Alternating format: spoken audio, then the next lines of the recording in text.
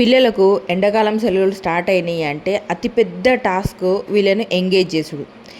Mobile చూసే పిల్లలు ఇంకా ఎక్కువ చూస్తారు, అడిక్ట్ అయిపోతారు. టీవీ చూసే పిల్లలు ఇంకా ఎక్కువ చూస్తారు, అడిక్ట్ అయిపోతారు. మా పిల్లలు కూడా టీవీ చూస్తారు, మొబైల్ అయితే చూడరు కానీ టీవీ చూస్తారు. కాకపోతే దాంట్లో చూసే కంటెంట్ ఈ మధ్యలో పెద్దోడు కొంచెం పెద్దగా అవుతాడు కాబట్టి నెమ్మదిగా గేమ్స్ ఆడేటోళ్ళ ఛానళ్ళు చూసినట్టుగా 1-2 సార్లు నేను గమనించిన.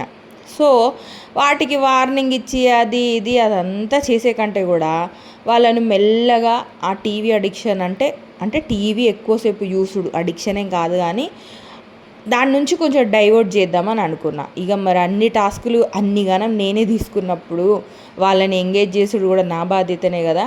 సో అందుకని చెప్పేసి హౌస్ హోల్డ్ వర్క్స్లల్లో కొంచెం డీప్గా వీళ్ళని ఇన్వాల్వ్ చేద్దామని అనుకున్నా.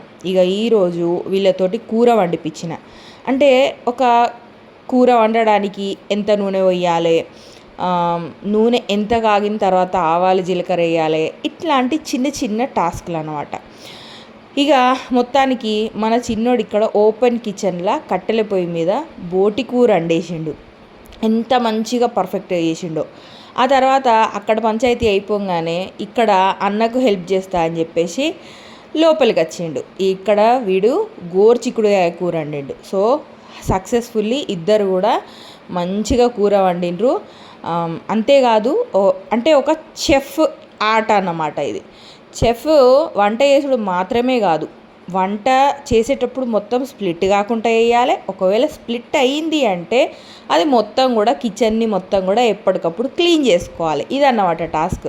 సో మా పిల్లలైతే ఈ టాస్క్ని సక్సెస్ఫుల్గా